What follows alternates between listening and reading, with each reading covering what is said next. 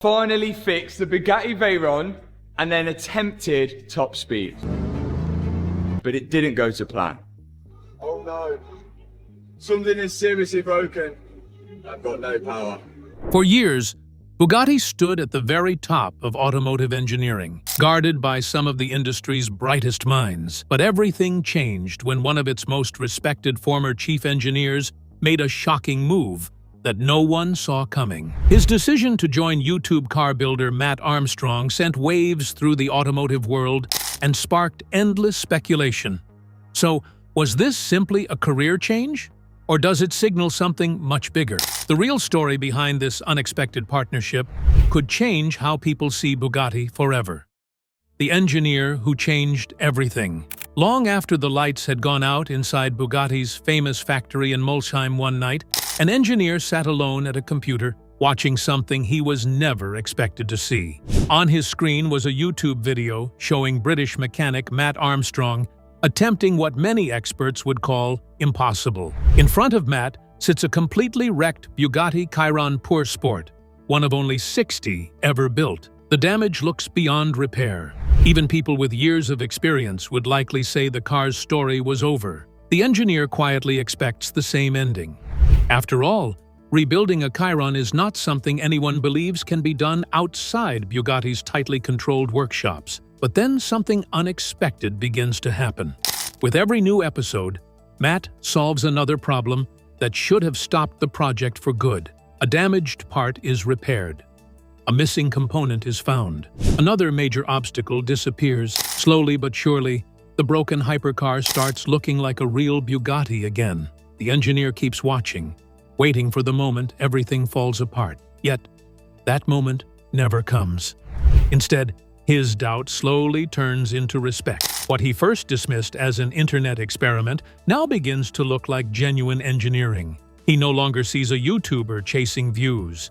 He sees someone driven by the same curiosity and determination that inspired countless engineers to enter the profession in the first place. Before the endless meetings, strict company rules, and layers of approval, engineering was simply about solving difficult problems with creativity, patience, and skill. Watching Mat overcome challenge after challenge reminds him why he fell in love with engineering years ago. The contrast is impossible to ignore. Inside Bugatti's factory, every repair follows carefully designed procedures. Highly trained specialists use advanced machines, detailed manuals, and precision tools worth millions.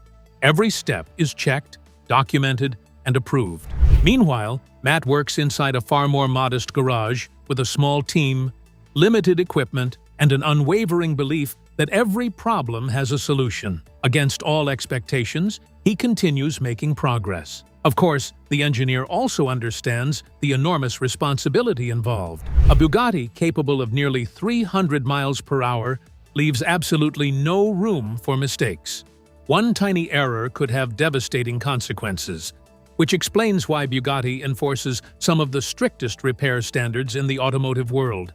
Yet deep down, he also knows that every great engineering achievement begins the same way, with careful thinking, endless patience, and solving one problem at a time. Did this mysterious Bugatti engineer ever really exist? No one can say for certain. The story lives mainly through online discussions and fan theories. But whether true or not, it captures something far bigger than one rebuild. It reflects a growing belief that Mat Armstrong accomplished something so extraordinary that even the world's most respected automotive experts were forced to reconsider what an independent mechanic could truly achieve. And that remarkable journey leads directly to one astonishing revelation that almost nobody saw coming. So, how did this mark the subtle beginning of an unexpected twist in Mat Armstrong's story? What major step did Bugatti take, which cost them this engineer?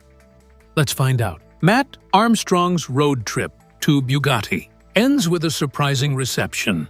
After months of rebuilding a badly wrecked Bugatti Chiron Pur Sport, Mat Armstrong found himself at the center of a major supercar controversy. His project drew millions of viewers, but also sparked a public dispute with Bugatti, which refused to supply certain parts, insisting only factory experts should handle major structural repairs. What began as an ambitious restoration soon became a debate over safety, engineering standards, and who has the right to repair one of the world's most exclusive hypercars. Instead of allowing the tension to define the story, Armstrong decided to take an unexpected step. He climbed behind the wheel of another Bugatti, this time a Veyron, and set off on an unforgettable road trip to Bugatti's legendary headquarters in Molsheim, France. The journey was about much more than driving an iconic car across Europe. It was a chance to meet the people behind the famous brand, clear the air after months of public disagreement, and perhaps discover whether Bugatti had begun to see his work in a different light. When Armstrong finally arrived, the atmosphere was nothing like many fans had expected. Rather than being met with coldness or rejection, he was welcomed politely and treated with genuine respect by Bugatti's representatives. According to Armstrong, the conversations were warm, professional, and surprisingly friendly. Despite everything that had happened during the Chiron rebuild, there was no sign of bitterness or hostility. The visit suggested that both sides were ready to move beyond headlines and social media debates in favor of direct, respectful communication. During his stay, Armstrong was invited to look around Bugatti's historic facilities, where he witnessed the craftsmanship, engineering excellence, and rich heritage that have shaped the brand for generations. The experience gave him a rare behind-the-scenes look at the company, whose decisions had sparked so much controversy. Importantly, Bugatti did not officially approve or endorse Armstrong's independent Chiron rebuild. The company made it clear that its position had not changed. It still believes that major repairs to its hypercars should only be carried out under factory supervision to guarantee the highest possible safety and quality standards. Even so, the visit marked a major turning point. What had once been a heated public dispute gradually evolved into a conversation built on mutual respect. While no official endorsement was given, many fans viewed the warm welcome as an encouraging sign that Bugatti recognized Armstrong's determination, skill, and passion. Instead of ending in conflict, the story closed with a handshake, open dialogue, and the possibility of a far more positive relationship in the future. But what brought Mat Armstrong to the notice of Bugatti? Could the brand have ever imagined that this name would later become a threat to them? Keep watching. Bugatti's million-dollar repair nightmare begins. Alex Gonzalez's crashed Bugatti Chiron Pur Sport received an astonishing repair estimate of $1.7 million, nearly half its original $3.5 million value. The eye-watering cost highlights the extreme expense of repairing one of the world's rarest hypercars, with only 60 Pur Sports ever built, making every replacement part exceptionally scarce and costly. The breakdown of the estimate sounded almost unreal. A single pair of carbon fiber headlights was valued at roughly $174,000, more than the price of many luxury homes in some parts of the world.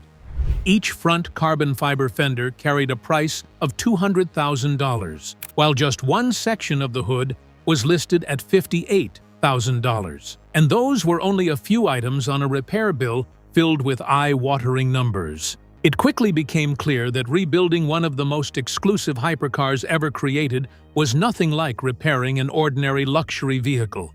Every damaged component represented months of engineering, handcrafted production, and extreme exclusivity. Yet, the devastating crash was not Alex's first expensive lesson with the Chiron Pur Sport. Months before the accident, he had already made headlines after accidentally damaging the car's delicate rear carbon fiber wing while using it as support during a workout.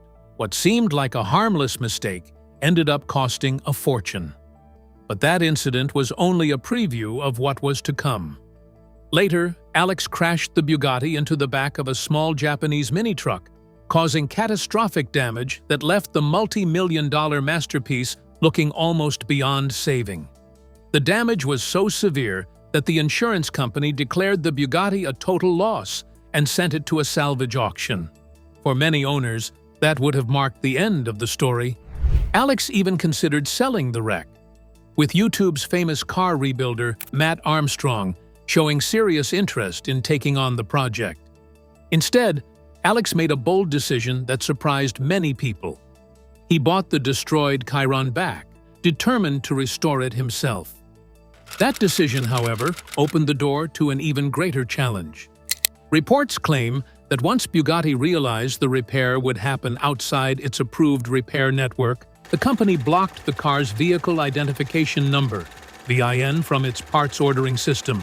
Without access to the official parts network, authorized Bugatti dealers reportedly could not supply replacement components, no matter how small. Bugatti defended the move by saying it was necessary for safety, arguing that improperly repaired hypercars could become dangerously unstable at the extreme speeds they were designed to reach. Frustrated but unwilling to give up, Alex even floated the idea of 3D printing certain replacement parts. It was an ambitious thought, but rebuilding one of the world's most advanced machines would require far more than determination.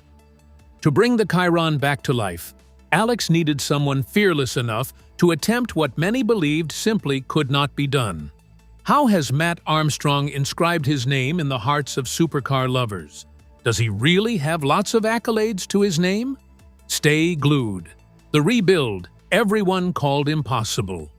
Mat Armstrong had built his entire career around proving that impossible repair jobs were not always impossible. Time after time, he bought wrecked supercars that insurance companies had declared beyond saving and brought them back to life.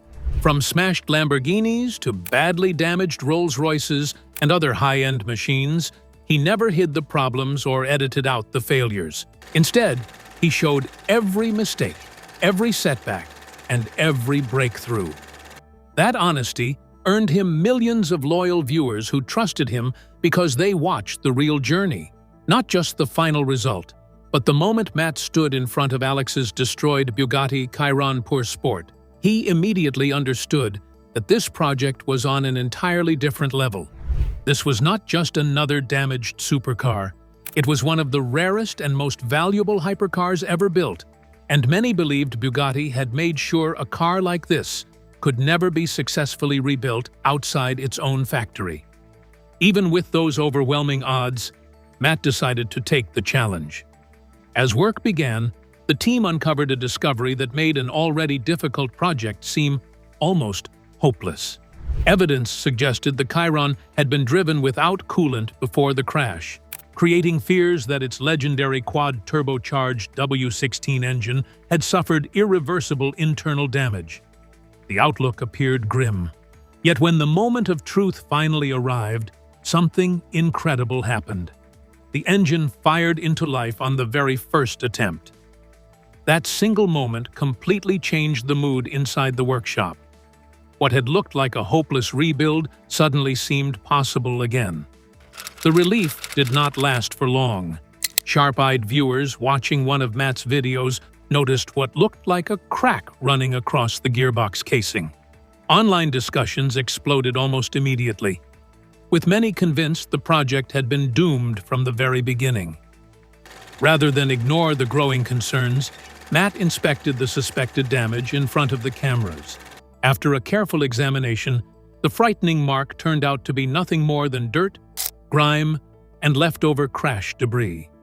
What had looked like a disastrous structural failure was simply an illusion, allowing the rebuild to move forward. The toughest stage was still waiting. The team had to separate the Chiron's complex chassis to inspect its transmission. Exactly the type of work Bugatti insisted should only be carried out by factory-trained technicians. When official replacement parts remained out of reach, Mat refused to give up. Instead, he tracked down carefully selected salvage components and found creative engineering solutions that kept the project alive. The greatest surprise came when replacement body panels could not be obtained. Instead of surrendering, Mat and Alex commissioned an extraordinary custom carbon fiber wide-body kit from specialists in Dubai, reportedly costing around $700,000. The finished design completely transformed the once destroyed Chiron into a breathtaking, one-of-a-kind masterpiece, proving that determination, creativity, and engineering talent could succeed where almost everyone expected failure. Now, what twist of fate and events brought Bugatti's ex-chief to Mat Armstrong? How did it happen? Stay glued. Bugatti finally backed down publicly. As debate over Alex's crashed Bugatti Chiron intensified, Bugatti's new CEO, Mat Armstrong, entered the discussion. Unlike a typical executive, his reputation as a pioneering engineer and founder of Rimac Automobili gave his comments exceptional credibility, making many believe he truly understood the technical issues behind the controversy. Instead of staying silent while social media filled with criticism, Rimac released a video directly addressing the growing controversy. He challenged many of the claims that had been spreading online, insisting that Bugatti's repair estimates and the prices of replacement parts had been misunderstood or exaggerated. Rather than arguing from a distance, he made an unexpected offer.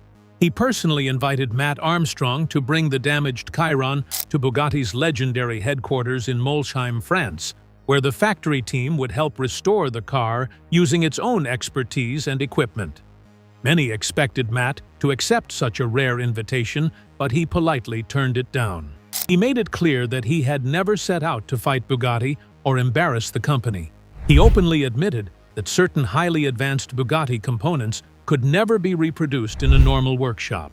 However, his mission had always been to prove something much bigger: that a severely damaged Chiron could still be saved without forcing its owner to pay Bugatti's original repair estimate of around $1.7 million. Alex shared the same concern. He feared that sending the car back to the factory would lead to even more inspections, more discovered damage, and an even larger repair bill. As the months passed, something remarkable happened. Although Bugatti did not immediately remove the VIN restriction that prevented access to certain replacement parts, the company's position slowly began to change. Eventually, the blacklist was lifted, allowing the necessary parts to be purchased. Even more surprising was Bugatti's revised repair estimate, which dropped dramatically to somewhere between $600,000 and $700,000. That enormous reduction, nearly $1 million less than the original quote, quickly became one of the biggest talking points across YouTube, automotive forums, and social media. To many viewers, the revised figure seemed to support Mat's argument that the initial estimate had been far too expensive. In the end, the story did not become one of personal rivalry. Mat later explained that he and Mat Armstrong had developed a relationship based on mutual respect, not conflict. Even so, the controversy left many enthusiasts questioning Bugatti's repair system. Critics argued that the company still held extraordinary power over owners by controlling access to parts, repairs, and factory knowledge. Ironically, many people believed the strongest challenge to Bugatti's long-standing repair practices had come not from an outsider, but from within the company's own leadership. How is Bugatti managing the situation on their end? What implications does the collaboration have on Bugatti? Let's find out. Bugatti Insider finally breaks his silence. What began as a simple rebuild series reaches an unforgettable turning point when Mat Armstrong surprises everyone by welcoming a former Bugatti engineer into his workshop. Standing beside the almost finished Bugatti Chiron, the unexpected guest instantly captures the attention of viewers around the world. For months, fans had wondered if someone inside Bugatti had secretly been following Mat's daring project. This moment seems to give new life to those theories. But instead of delivering a dramatic confrontation or shocking confession, the meeting unfolds in a calm, thoughtful, and surprisingly respectful way. The former engineer had only recently stepped away from Bugatti's highly organized and tightly controlled engineering environment. Now, he finds himself inside Mat's fast-moving garage, where every repair has required creativity, persistence, and countless hours of trial and error. The contrast between the two worlds is impossible to miss. One is built on strict factory rules and unlimited technical resources, while the other relies on determination, practical thinking, and the courage to solve problems that many believed had no solution. Rather than searching for mistakes or criticizing the work, the engineer studies the rebuilt Chiron with genuine curiosity.